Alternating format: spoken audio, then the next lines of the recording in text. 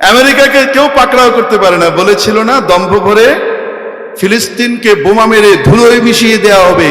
আল্লাহ পাক বোমা মেরে আগুন মেরে জ্বালিয়ে পুড়িয়ে মারবি তো দেখ আগুন কেমনে আমি লাগাই, ঠেকা আগুন। আগুন নিভাতে পারছে না। আল্লাহ ঢিল দেন, ছাড় দেন, ছেড়ে দেন না, তো হয়েছে সিরিয়ালি। আজকে আমেরিকাতে আপনারা কালকে সকালে পত্রিকায় দেখবেন বিশাল করে, আর রাতে ইনশাল্লাহ নেটে দেখতে পাবেন, সব দিয়ে নেবেন। আমেরিকার ক্যালিফোর্নিয়ায় কি হয়েছে, আগুনটা কেমন দেখে নিয়েন। তারা বুঝতে পারছে না এই আগুন হলো কিভাবে, গোটা শহর পুড়ে যাচ্ছে। সুবহানাল্লাহ। আল্লাহ পাকড়াও করেন কি করেন না। ধরা শুরু হয়েছে বাংলাদেশ থেকে স্টার্ট, লাথি মেরে বায়, তারপরে সিরিয়া থেকে ধুম, ঠিক কি ঠিক না, একটা করে শুরু হয়েছে। ইনশাআল্লাহ তাআলা বেশি দিন লাগবে না, পাশের লেদা লেদি যা আছে হেগুলিও যাইব, চিন্তা করেন না, লাভ ফাল বেশি দিন নাই। আমেরিকাকে কেউ পাকড়াও করতে পারে না, বলেছিল না দম্ভ ভরে ফিলিস্তিনকে বোমা মেরে ধুলোয় মিশিয়ে দেওয়া হবে। আল্লাহ পাক বোমা মেরে আগুন মেরে জ্বালিয়ে পুড়িয়ে মারবি তো দেখ আগুন কেমনে আমি লাগাই, ঠেকা আগুন। আগুন নিভাতে পারছে না। শেখ সাদি রহমতুল্লাহ আলাইহি গুলিস্তার মধ্যে ওনার জগৎ বিখ্যাত গ্রন্থ, এটার ভিতরে উনি একটি ঘটনা উল্লেখ করেছেন। এক বেটা বড় জালিম ছিল, বড় জালিম ছিল। একবার তার বাড়িতে কোত্থেকে আগুন লাগলো, লেগে তার পুরা প্রাসাদ জ্বলে পুড়ে ছারখার হয়ে গেছে, আর সে পাশে এরকম করে বসে আছে, দাঁতে আঙুল দিয়ে বসে আছে, আর বলছে কিভাবে এই আগুন লাগলো, আমার সব শেষ করে দিল। পাশ দিয়ে বুজুর্গ যাচ্ছিলেন তো মনে করিয়ে দিচ্ছেন, কোত্থেকে লেগেছে বুঝো নাই, ওই যে গরিব মানুষের উপরে, অসহায় মানুষের উপরে যে জুলুম করেছিলা, ওই জুলুমের দিল থেকে যে ধোঁয়া বের হয়েছে, ওই আহের আগুন এসে লেগেছে। ফিলিস্তিনিদের আহের আগুন আমেরিকাকে জ্বালানো শুরু করেছে। এটা কুদরতি আগুন। অতএব জুলুম থেকে যত দ্রুত ওরা বিরত হবে আর তওবা করবে, তত দ্রুত বাঁচবে। ওদের সাথে আল্লাহর শত্রুতা, আর আমাদের সাথে মনে হয় বিশেষ সখ্যতা, যারা আমরা বিকাশে ওদেরকে টাকা বাড়াই। ইহুদিদেরকে বিকাশে টাকা পাঠাই। ইহুদিদের যে বড় বড় দান বাক্স খোলা আছে আমার বাংলাদেশে, সেই দান বাক্সে টাকা জমা দেই মুসলমানকে হত্যা করবার জন্য। আবার দাবি করি আমি খাঁটি মুসলমান, আমি দাবি করতে পারি, কিন্তু রসুলের হাদিস অনুযায়ী আমি মুসলিম বডির পার্ট নই, আমি তার পার্ট এবং জুজ অংশ নই। হুজুর কি বলতেছেন বুঝতে পারতেছি না।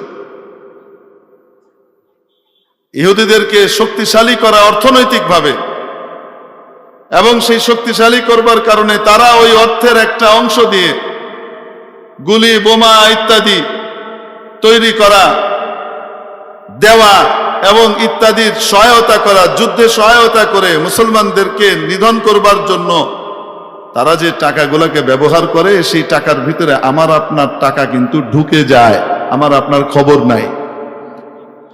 আমি যদি আপনাদেরকে দেখাই যে কিভাবে আমি আপনি টাকা ওদেরকে দেই, তাহলে আমরা কি সেই কাজ থেকে বিরত থাকতে রাজি আছি ইনশাআল্লাহ তাআলা? দেখেন, ওদের জুলুমের বড় যে জোর, সেই জোরের ভিত্তি কয়েকটা, তার ভিতরে একটি হলো অর্থনৈতিক শক্তি এবং সমৃদ্ধি। তারা গোটা পৃথিবীতে মাল্টিন্যাশনাল কোম্পানি খুলে রেখেছে বিভিন্ন জায়গাতে। সেই কোম্পানিগুলোর ডিলার বিভিন্ন দেশে আছে। ওই দেশের মালিকই, ওই দেশের ফ্যাক্টরির মালিক, কিন্তু ওদের নাম, লোগো এবং ওদের কোম্পানির ফর্মুলা ব্যবহার করার কারণে যা লাভ হয়, সেই লাভের একটা অংশ মূল কোম্পানিকে তারা দিতে হয়, তারা দেয়।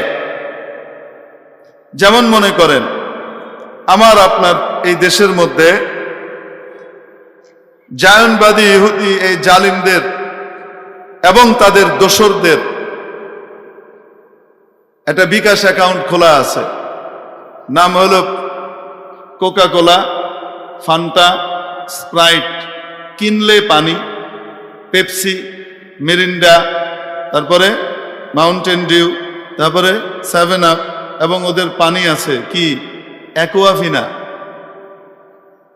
এবং ওদের অন্য কি আছে, আবার প্রোডাক্টও আছে পেপসিকো নামে, যেমন কুরকুরি চিপস আমরা খুব খাই, এটা ওদের কোম্পানির। এটা হলো ওদের একটা বড় বিকাশ অ্যাকাউন্ট। তো বিকাশ অ্যাকাউন্ট মানে আপনি বিকাশ অ্যাকাউন্টে এখান থেকে টাকা জমা দেন, টাকা পায় কই? অন্য জায়গায় গিয়ে টাকাটা পায়, ঠিক না? টাকা এখান থেকে সরাসরি যেতে আপনি দেখেন না, আপনি এখানে দেন, বিভিন্ন হাত ঘুরে জায়গা মতো ওইখানে গিয়ে টাকা উঠে, ঠিক কি না? আপনি কিন্তু দেখতে পাচ্ছেন। আমি এই জন্য এদের এই কোম্পানিগুলোকে আমি বলি এটা হলো জায়নবাদী ইহুদিদের বিকাশ অ্যাকাউন্ট। বড় বড় অ্যাকাউন্ট তাদের এখানে খোলা আছে, তার ভিতরে এই যে পেপসি কোম্পানি। আমি আপনি পেপসি খাই, আমি আপনি কোকা কোলা এবং তাদের প্রোডাক্ট খাই, টাকাটা দেই কাকে? ছোট দোকানদারকে। ছোট দোকানদার দেয় বড় দোকানদারকে, সে দেয় ডিলারকে, সে দেয় এদেশে যে কোম্পানির মালিক আছে, তাবানি বেভারেজ অথবা এই টাইপের নাম দিয়ে যে মালিক আছে, সেই মালিকের কাছে। ওই মালিক বাৎসরিক লাভের অংশ সে পাঠায় মূল কোম্পানিকে। বুঝাতে পেরেছি? ঠিক এইভাবে কয়েক হাত ঘুরে আমার আপনার টাকা ওদের কাছে গিয়ে পৌঁছে, এবং তারা শক্তিশালী হয়, আমাদেরকে মারে। ইউনিলিভার কোম্পানি, ওদের একটা বড় বিকাশ অ্যাকাউন্ট মনে করেন। ইউনিলিভার কোম্পানির কি নাই আপনি দেখেন, Lux, Wheel, Rin, Surf Excel, তারপরে ডাভ নামে যা আছে, ডিওভির, এর যত প্রোডাক্ট আছে, লোশন, সাবান, এসব যা আছে এগুলো সব ইউনিলিভারের। ইউনিলিভার হলো এদের সবচেয়ে বড় বিকাশ অ্যাকাউন্ট এই দেশে। এদের এই প্রোডাক্টগুলো আমি আপনি কিনি, ছোট দোকানদার, বড় দোকানদার, ডিলার, এদেশের মালিক, তারপরে এখান থেকে কার কাছে? মূল কোম্পানির কাছে তাদের লভ্যাংশ পাঠাইতে হয়। এভাবে আমি আপনি টাকা দিয়ে ওদেরকে শক্তিশালী করছি, আর এই শক্তিশালী হওয়ার পরে তারা আমার ভাই বোনকে মারছে, হত্যা করছে, আমার আপনার শিশুকে হত্যা করছে। ওই হত্যাকাণ্ডের ভিতরে আমি আপনি অংশগ্রহণ করছি। মেরে মুহতারাম দোস্ত, একজন মুসলমান হিসেবে চিন্তা করা উচিত যে কোক, পেপসি এবং ওদের প্রোডাক্ট, যেমন নেসলে কোম্পানির যা আছে, কিটক্যাট চকলেট থেকে শুরু করে নেসলে কোম্পানির যা কিছু আছে, এগুলো ওদের। পিজা হাট, বার্গার কিং, কেএফসি, এগুলো সব কাদের? ওদের। বাটা, এগুলা কার? ওদের। এগুলো খুঁজে বের করতে পারবেন, যেগুলোর দ্বারা জায়নবাদী ইহুদিরা লাভবান হয়, অর্থনৈতিকভাবে মোটা সোটা হয়, শক্তিশালী হয়, আর আমাদের মুসলমানকে মারে। আমি আপনি যদি শুধু এই কথা ভাবি যে আমি আপনি কোক, পেপসি না খেলে মারা যাব না, কিন্তু আমি আপনি খেলে আমার আপনার ভাই আর বোন আর ছোট বাচ্চাটা মারা যাবে, তাহলে খোদার কসম ওদিকে তাকালে ঘৃণা আসবে, খেতে মন চাইবে না। আমি আপনি লাক্স ব্যবহার না করলে, আমি আপনি লাইফ বয় ব্যবহার না করলে, ইউনিলিভারের প্রোডাক্ট ব্যবহার না করলে, আমি আপনি নেসলে কোম্পানির জিনিস ব্যবহার না করলে মারা যাব না, কিন্তু আমি আপনি যদি ব্যবহার করি আমার মুসলিম ভাই বোন মারা যাবে। এই কথা যদি চিন্তা করি তাহলে আর ব্যবহার করতে মন চাবে না, নিজেকে বিরত রাখতে পারবো, ঠিক কিনা? মেরে মুহতারাম দোস্ত, কার্যকরী পদক্ষেপ নিতে হবে। দেখুন, আমরা তো পুরনো মুসলমান, জন্মগতভাবে মুসলমান, তারপরেও আমাদের ভিতরে ইসলামের চেতনার ঘাটতি কি পরিমাণ। আর নবীর যুগের একজন ব্যক্তি সাহাবী হওয়ার পর নতুন মুসলমান হওয়ার পর মাত্র 1 মাসের ভিতরে উনার চেতনার পরিবর্তন কি লক্ষ্য করে দেখ। সহিহ বুখারীর ভিতরে হাদিস আছে, বাআসা রাসূলুল্লাহ সাল্লাল্লাহু আলাইহি ওয়াসাল্লাম খাইলান ইলা নাজদ। রাসূলুল্লাহ সাল্লাল্লাহু আলাইহি ওয়াসাল্লাম একটি বাহিনী পাঠালেন নজদের দিকে। ওখানে বনু হানিফার গ্রুপের সাথে লড়াই হলো, সবাই পালিয়ে গেল। ওদের যে সর্দার, বনু হানিফার যে সর্দার সুমামা ইবনে উসাল, উনি ধরা পড়লেন, মুসলমানদের হাতে গ্রেপ্তার হলেন, উনি পালালেন না। ওনাকে ধরে এনে মসজিদে নববীর একটি খুঁটির সাথে বেঁধে রাখা হলো। ফারাবাতুহু, তাকে বেঁধে রাখলেন তারা মসজিদের ভিতরে একটি খুঁটির সাথে। রাসূলুল্লাহ সাল্লাল্লাহু আলাইহি সাল্লাম বের হলেন, বের হয়ে জিজ্ঞেস করলেন, মা ইনদাকা ইয়া সুমামা, সুমামা তুমি কি আশা করো? উনি বললেন, ইনদি খায়র, আমি তো ভালোই আশা করি। তারপর বললেন, ইয়া মুহাম্মদ ইন তাকতুলনি তাকতুল যাদামিন, যদি আপনি আমাকে হত্যা করেন তো তাহলে এটা কোনো জুলুম হবে না, ইনসাফি হবে, কারণ আমি তো আপনাদের অনেককে মেরেছি। ওয়া ইন তুনইম তুনইম আলা শাকির, আর যদি আপনি দয়া করে আমাকে ছেড়ে দেন তাহলে আপনি আমাকে কৃতজ্ঞ পাবেন, অর্থাৎ আমি গিয়ে আপনার শত্রুদের খাতায় নাম লেখাবো না, আপনার শত্রুদের সাথে আমি হাত মিলাবো না, আমি বিরত থাকব। ওয়াইন তুরিদ মালান ফাসাল মা শিত, আর যদি আপনি আমাকে মুক্ত করার ব্যাপারে বিনিময় চান, টাকা পয়সা চান, তো কি পরিমাণ টাকা আপনার দরকার বলেন, যা চান তাই দেওয়া হবে, আমাকে মুক্ত করে দেন। কয়টা কথা বললেন? ফাতারাকাহু রাসূলুল্লাহ সাল্লাল্লাহু আলাইহি ওয়াসাল্লাম, রাসূল সাল্লাল্লাহু আলাইহি ওয়াসাল্লাম তাকে ওই অবস্থায় রেখে চলে গেলেন। ফালাম্মা কানাল গাদ, পরের দিন নবীজি আসলেন, এসে আবার জিজ্ঞেস করলেন, মা ইনদাকা ইয়া সুমামা, সুমামা তুমি কি আশা করো আমার কাছ থেকে? তো হযরত সুমামা রাদিয়াল্লাহু তাআলা, আফওয়ান, সুমামা সাহাবীদের আশপাশে যে মসজিদে যে সাহাবীরা ছিলেন মুসলমান, এদের আচার আচরণ দেখেছেন এবং দেখে ওনার ভিতরে যে বিশ্বাস জন্মেছে, এরা রক্ত পিপাসু না। এতদিন যে শুনেছি এরা রক্ত পিপাসু, এরা রক্ত পিপাসু না, এরা তো অনেক ভালো মানুষ। এই জন্য রাসূল সাল্লাল্লাহু আলাইহি ওয়াসাল্লাম দ্বিতীয় দিন যখন তাকে জিজ্ঞেস করলেন, তখন তিনি আর ওইটা বললেন না, ইন তাকতুলনি তাকতুল যাদামিন, আপনি যদি মারেন তাহলে এটা বৈধই হবে, একজন হত্যার দায়ে দণ্ডিত অপরাধীকেই আপনি হত্যা করবেন, এটা আর বললেন না। যখন নবীজি জিজ্ঞেস করলেন, সুমামা তোমার কি মত? ইনদি মা কুলতু, ইনদি মা কুলতু লাকা আমস, আমার কাছে তো ওইটা যেটা গতকালকে আমি বলেছি, ইন তুনইম আলা শাকির, যদি আপনি আমাকে মুক্ত করে দেন, দয়া করেন, তাহলে আপনি আমাকে কৃতজ্ঞ পাবেন, আপনি একজন কৃতজ্ঞ ব্যক্তিকেই দয়া করবেন। দেখেন, একদিনে মনের পরিবর্তন, চোখে দেখার পরে, মুসলমানদেরকে দেখবার পরে। ফালাম্মা কানা বা'দাল গাদ, নবীজি ওই অবস্থায় রেখে চলে গেলেন। তৃতীয় দিন নবীজি আবার আসলেন, এসে জিজ্ঞেস করলেন, মা ইনদাকা ইয়া সুমামা, সুমামা তোমার কি মত?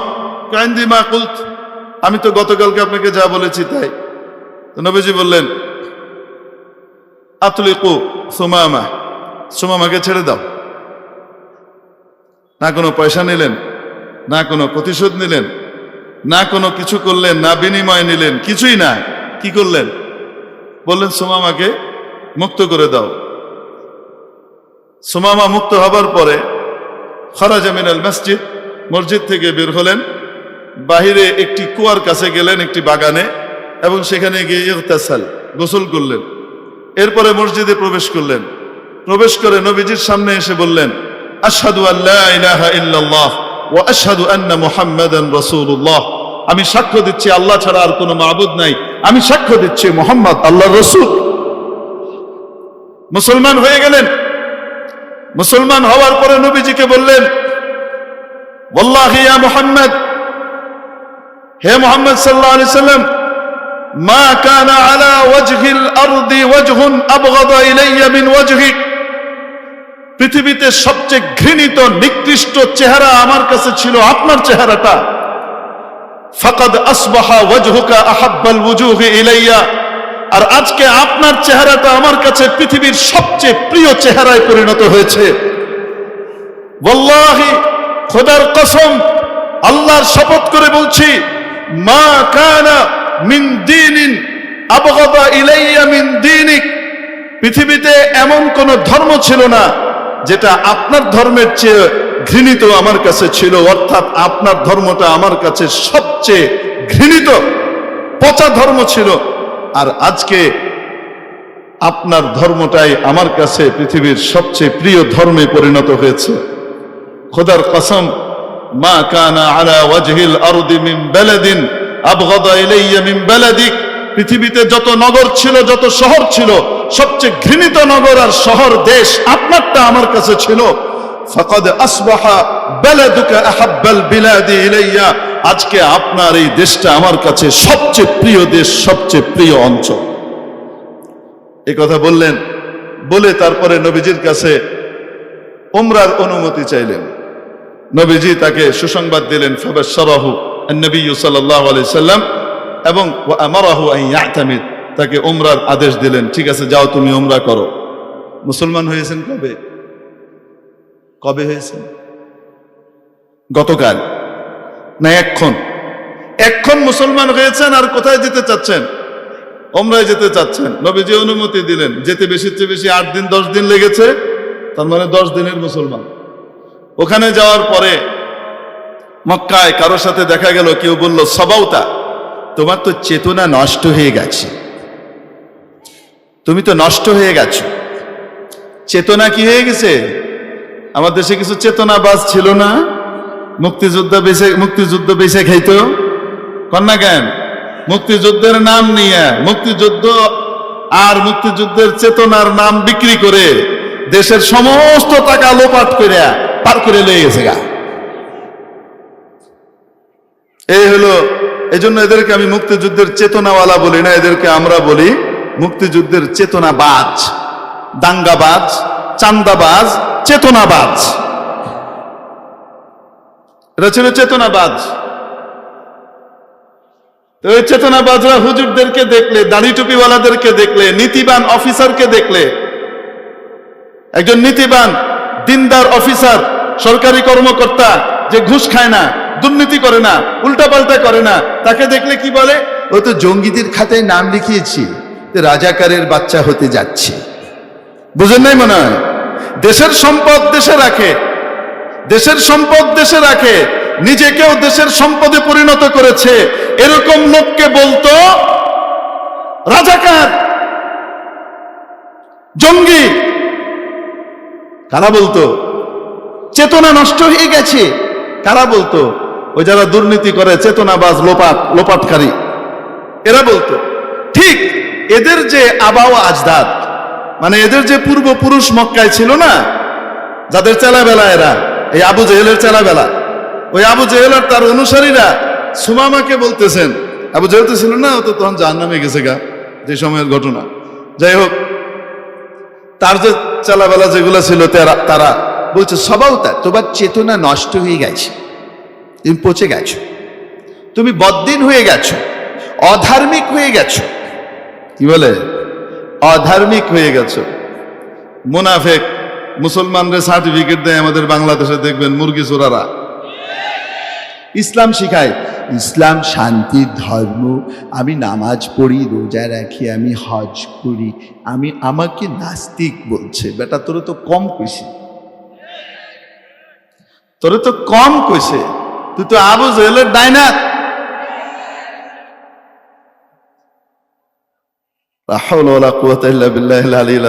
এরা সার্টিফিকেট দিত কে আসল মুসলমান, কে নকল মুসলমান, কে আসল হুজুর, কে নকল হুজুর। দেওয়ানবাগি এবং যারা এই দেশে অলি আল্লাহ রয়েছেন, মানে যে বন্ড সন্ড যা আছে, এগুলা তার কাছে অলি আল্লাহ, তারাই হলো এই মারেফাতওয়ালারাই হলো এদেশের আসল ইসলাম।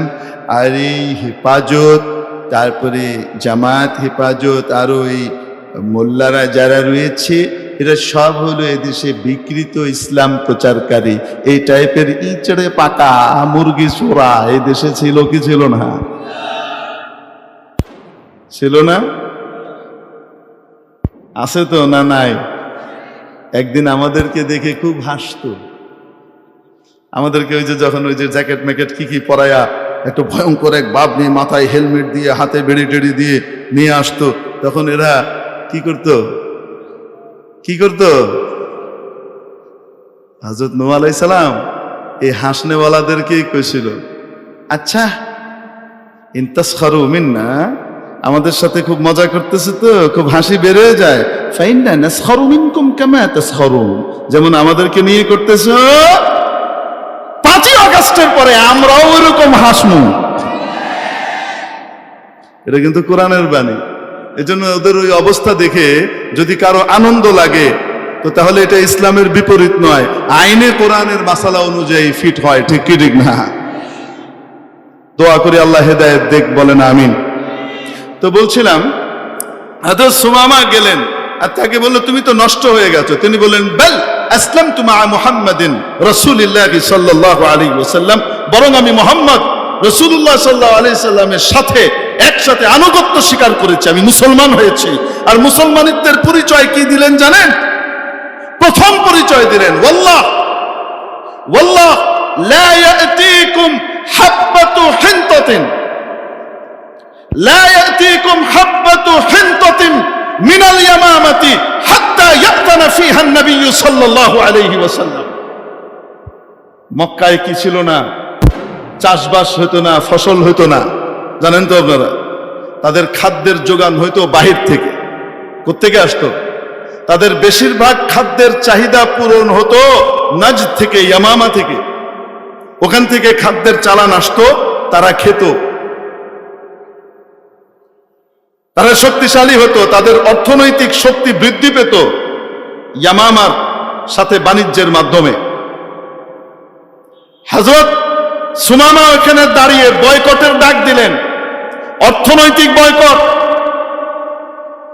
মাত্র মুসলমান হয়ে এসেছেন, 10 দিনের মুসলমান, ঘোষণা দিলেন, বাল আসলামতু মা মুহাম্মাদিন রাসূলিল্লাহি সাল্লাল্লাহু আলাইহি সাল্লাম, বরং আমি তো মুহাম্মদ সাল্লাল্লাহু আলাইহি সাল্লামের সাথে মুসলমান হয়েছি। মুসলমানিত্বের ঘোষণা সামনাসামনি প্রমাণ দিলেন। ওয়াল্লাহি লা ইয়াতিকুম হাব্বাতু হিনতাতিন মিনাল ইয়ামামা হাত্তা ইয়াদানা ফিহা an-নবী সাল্লাল্লাহু আলাইহি সাল্লাম, নবীজি সাল্লাল্লাহু আলাইহি সাল্লাম যতক্ষণ অনুমতি না দিবেন ততক্ষণ পর্যন্ত ইয়ামামা থেকে খাদ্যশস্যের গমের একটা দানা পর্যন্ত তোমাদের এখানে আসবে না। বয়কট। আমাদের ওখান থেকে টাকা আসবে, খাদ্য আসবে, খেয়ে দিয়ে মোটা হয়ে ইসলামপন্থীদেরকে মারবা, নবীজির ভালোবাসার মানুষদের সাথে শত্রুতা করবা, সেই সুযোগ আর দেওয়া হবে না। অর্থনৈতিক ধস নামাবার জন্য হযরত সুমামা বয়কটের ডাক দিলেন। সহিহ বুখারীর riwayat, বয়কটের ডাক দেওয়ার পরে যেটা হয়েছে, 6 মাসও যায় নাই, মক্কার ভিতরে এমন দুর্ভিক্ষ দেখা দিয়েছে, তারা ঘাস খেয়েছে, পাতা খেয়েছে, খাবার নাই। বকরির লাদির মতো ওদের কি হয়েছে, পায়খানা হয়ে গেছে। তাহলে অর্থনৈতিক বয়কট, এটাকে ইসলাম বিরোধী না ইসলামের পক্ষের? এটা ইসলামের শিক্ষা। আমরা যারা মুসলমান দাবি করি, তাহলে আমরাও ওদের পণ্য বয়কট করলাম। কে কে আমরা ওদের পণ্য বয়কট করলাম? হাত উঠিয়ে দেখাই। লিল্লাহি তাকবীর। আল্লাহ কবুল করেন। হাত নামাই। ইনশাআল্লাহ আমরা যদি বয়কট করি, বয়কট বন্ধ রাখা যাবে না। আমরা কিন্তু 1 বছর আগে করেছিলাম, তারপরে কালের পরিক্রমায় আবার কি করেছি ভুলে গেছি। ওদের জুলুম কি বন্ধ হয়েছে? ওদের জুলুম চলমান, ওদের হত্যাকাণ্ড চলমান, ওদের জেনোসাইড, গণহত্যা চলমান। আর আমরা আমাদের বয়কটের কথা ভুলে গেলাম, তা তো হতে পারে না। নতুন করে আমরা নুজাদ্দিদু উহুদানা, আমরা নতুন করে আমরা কি করব? আবার অঙ্গীকার করব ইনশাআল্লাহ তাআলা, এখন থেকে ওদের সমস্ত পণ্য ইনশাআল্লাহ বয়কট। যদি ওদের পণ্য বয়কট করে আমরা দেশীয় মাল যেগুলো আছে সেগুলো ব্যবহার করি, তাহলে আমার দেশ সমৃদ্ধ হবে। দেশের টাকা বাইরে যাবে না, অন্য কাউকে দিতে হবে না। আমার দেশের অর্থনৈতিক ভিত মজবুত হবে এবং আমার ঈমান আর ইসলাম সুরক্ষিত হবে। ঠিক কিনা? আমি মুসলিম বডির অংশ হতে পারবো। এখানে ইচড়ে পাকা তাশরিফ আনবেন এই বয়ানের পরে। জিনেরা ছাড়বে না, ছাড়ার পরপরই দেখবেন ওখানে কি আসছে। আবু জেহেলের চেলাবেলা আছে না, এরা বেরোবে কাট্টার মতো। কাট্টা ছিলেন তো? কচ্ছপ, কাছিম, হযরতওয়ালা কাছিমের মতো টুক করে এরকম করে মাথা বের করে। দেখেন না, মাঝে মাঝে দেখেন না, টুক করে বেনামে একটা অন্য নামে আইডি খুলে তারপরে ফুট করে মাথা উঠে বের করে বলে, আগেই ভালো ছিলাম। যেমনি বাড়ি শুরু হয় টুক করে আবার নাই হয়ে যায়। এই কাপটার ছাওয়ের মতো, বুঝলেন না? এরকম দেখবেন এই যে আপনার এই আলোচনার পরে কাপটা দেখবেন মাথা বের করবে মুনাফেক, অথবা স্বল্প বুদ্ধির অধিকারী, মুনাফেক না কিন্তু কি স্বল্প বুদ্ধির অধিকারী। সে এখানে একটা প্রশ্ন করবে। কি প্রশ্ন করবে জানেন? ওদের পণ্য বয়কট করবেন। হুজুর, যেই ইউটিউব, যেই ফেসবুকের মাধ্যমে আপনারা প্রচার করছেন, ফেসবুক বাদ দেন, ইউটিউব বাদ দেন, এটা দিয়েই তো ওরা সবচেয়ে বেশি কি কামায়, টাকা কামায়, এটা তো আপনি বয়কট করলেন না। তুলনা করে ফেললো ফেসবুক ইউটিউবকে তাদের অন্যান্য মুনতাজাত এবং প্রোডাক্টের সাথে। একটা কথা কোন লাগে আসলে, দেশি ভাষায় কই, এক বেটার মামা আছেন কালা, কালা বুঝুন তো, আরে হাট কালা না, কি কালো, কালো কৃষ্ণ বর্ণের। এক বেটার মামা আছেন কালা, হ্যাঁ যারে দেখতো কালা হ্যাঁ মনে করতো হ্যাঁ বাহে শালা, বুঝুন তো। তুলনা করতে গেলে যে কিছু নীতি আছে, মানদণ্ড আছে, সেগুলোর খবর নাই। ফেসবুক আর ইউটিউব এটা হলো ওদের অস্ত্র আর হাতিয়ার, যে হাতিয়ার দিয়ে গোটা পৃথিবীতে তারা ইসলামোফোবিয়া তৈরি করে, ইসলামের ব্যাপারে ভীতি ছড়িয়ে বেড়ায়, ঠিক কিনা? হাতিয়ারটা কাদের? ওদের। ওদের হাতিয়ার দিয়ে আমরা ওদেরকে কি করছি? ঘায়েল করছি। তো এটা তো হলো ওদের অস্ত্র কেড়ে নিয়ে ওদেরকে আক্রমণ করার মতো। আর খাউন দাউন খায়া ওদের পেট ফুলানি, এটা আর ওইটা এক হলো? একজন এসছে আপনাকে মারার জন্য, আপনি তার কাছ থেকে তার হাতিয়ারটা ছিনিয়ে নিয়ে আপনি কি করলেন? তাকে মারলেন। এখন কি আপনি বলবেন আপনি যদি এত ভালো হন তাহলে আপনি একটা হাতিয়ার আবিষ্কার করেন, তারপরে সেই হাতিয়ার দিয়ে ওদেরকে মারেন? ওদের হাতিয়ার দিয়ে ওদেরকে মারবেন কেন?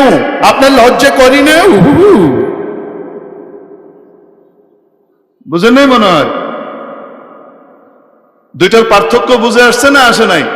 তবে হ্যাঁ, মুসলমানদেরও উচিত তারা চেষ্টা করা যেন এই ধরনের বড় বড় কিছু বিষয় তারাও তৈরি করতে পারে, যেগুলোতে মুসলমানরা একচ্ছত্রভাবে অর্থনৈতিক আয় তাদের হবে এবং ওটা দিয়ে ওদেরকে পিটানো যাবে, ঠিক কিনা? আল্লাহ পাক আমাদেরকে আমলে তৌফিক দান করেন। আসসালামু আলাইকুম ওয়া রাহমাতুল্লাহি ওয়া বারাকাতুহু।